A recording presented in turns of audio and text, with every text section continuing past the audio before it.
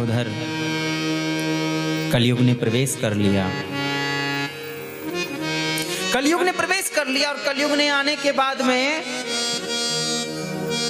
धीरे धीरे धीरे धीरे धीरे धीरे धीरे धीरे अपना माहौल बनाना प्रारंभ कर दिया।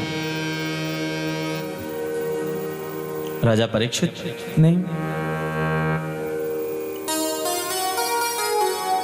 श्री राजा परीक्षित जी ने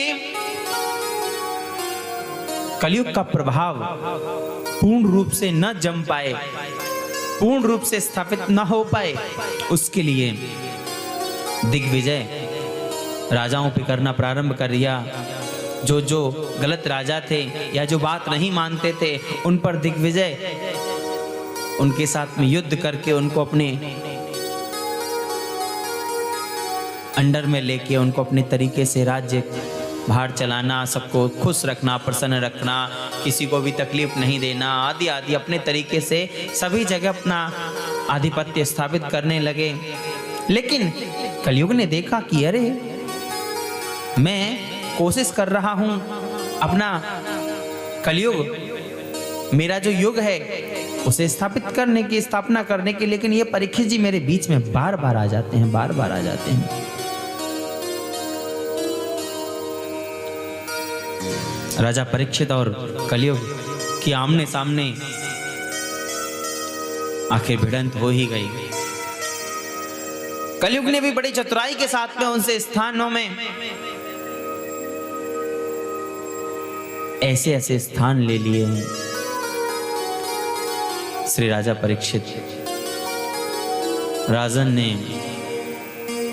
4 स्थान दिए कि द्यूतम पानम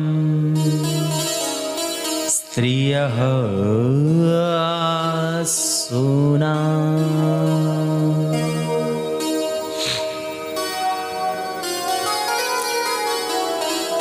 असत्य झूठ जो इंसान बोलता है उसके अंदर कलयुग का वास होता है। दूसरा स्थान मद, शराब, अभिमान, घमंड, कलयुग का वास होता है। तीसरा स्थान आसक्ति, किसी में रम जाना, अपने आप को भूल जाना, किसी में आसक्ति कर बैठना, किसी में मोह कर बैठना, वहां भी कलयुग का वास होता है। निर्दयता, दयाहीन, जो इंसान के अंदर दया नहीं होती वहां भी कलयुग का वास होता है। इन स्थानों में कलयुग को वास मिल तो गया, लेकिन वह इनसे संतुष्ट नहीं हुए और राजन से कहते हैं, महाराज आपके राज्य में तो ऐसा कोई स्थान है ही नहीं, तो मैं कहाँ रहूंगा। और ऐसी बात नहीं कि मैं औरों के लिए ही आया हूं, मैं तो संपूर्ण विश्व के लिए अपना प्रभाव स्थापित करने के लिए आया हूं। मुझे तो भगवान ने भेजा है ना, मुझे भी तो अपना कार्य करना पड़ेगा ना।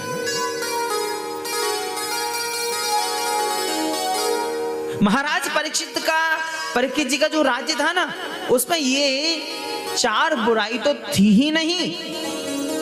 इसलिए कलयुग ने कहा मुझे और एक स्थान चाहिए।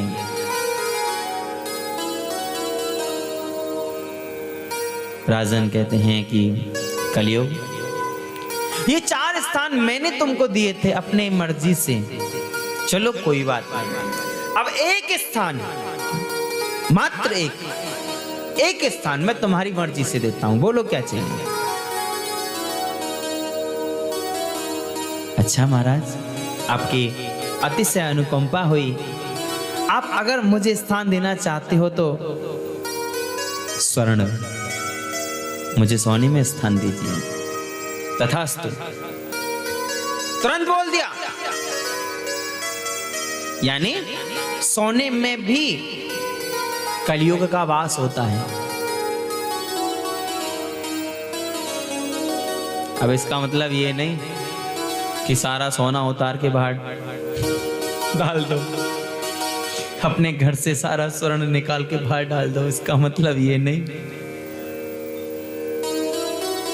शास्त्रों में भगवान का एक नाम है हिरण्यगर्भ। हिरण्यगर्भ का मतलब होता है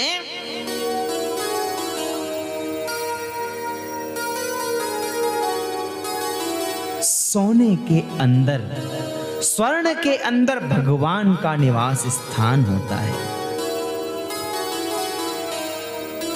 अब लो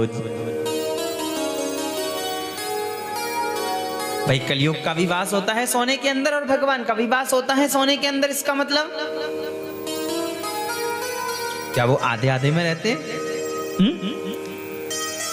या थोड़े समय वो रहते हैं, फिर थोड़े समय वो रहते हैं, फिर थोड़े समय वो रहते हैं, फिर थोड़े समय वो रहते हैं? कभी भगवान आते हैं और कभी कलयुग, क्या ऐसा है? ना, भगवान का भी निवास है स्वर्ण में और कलयुग का भी निवास है स्वर्ण में। हाँ, दोनों का।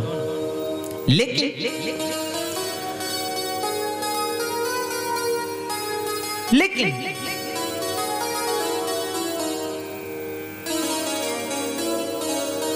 जहां हम झूठ, छल, कपट, गलत काम करके कमाए हुए धन से स्वर्ण, सोना लाते हैं, उसमें तो कलयुग का वास होता है,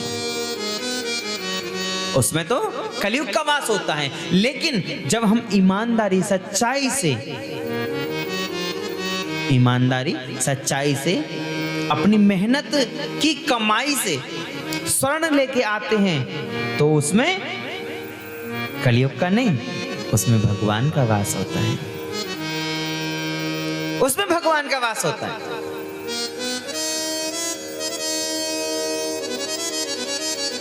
अब ये आप सोचना कि आपके पास जो सोना है वो कैसे आया है। परीक्षित जी महाराज एकदम विशुद्ध चित्त हैं, एकदम उनके अंदर अच्छाइयों का भंडार है, ईश्वर की पूर्ण कृपा है उनके ऊपर, ईश्वर की पूरी कृपा है उनके ऊपर। परंतु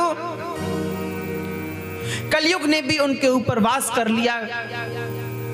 जरासंध ने लीला के माध्यम से उद्धार करा दिया, उद्धार कर दिया जब जरासंध का, तो उसके बेटा ने, जरासंध के पुत्र ने अपने खजाने में पड़े हुए मुकुट को अर्जुन जी को भेंट कर दिया। बहुत ही सुंदर स्वर्ण मुकुट था, अर्जुन जी को भेंट कर दिया। अर्जुन जी उस मुकुट को स्वीकार किया, क्योंकि भेंट में मिला हुआ है, स्वीकार किया और लेकर के आए और अपना जो खजाना था, जो तहखाना था, वहां पर लाकर अच्छे से रख दिया सुरक्षित। कभी काम पड़ेगा तो प्रयोग कर लेंगे। ईश्वर की तो लीला होती है ना। आखिर हुई, आज मन किया परीक्षित जी का, अपने खजाने में गए, जाकर देखा उस मुकुट को, अंदर से ऐसा लगा कि ये तो बड़ा अच्छा लग रहा है, चलो आज इसी मुकुट को पहनेंगे। उस मुकुट को धारण किया है, वो जरासंध के यहाँ का मुकुट जिसमें कलयुग का वास था, उसको जैसे ही धारण किया, कलयुग ने उनके ऊपर पूर्ण रूप से कब्जा कर लिया। और तुरंत उनका विचार अंदर से पैदा हुए कि आज तो मैं शिकार खेलने जाऊंगा।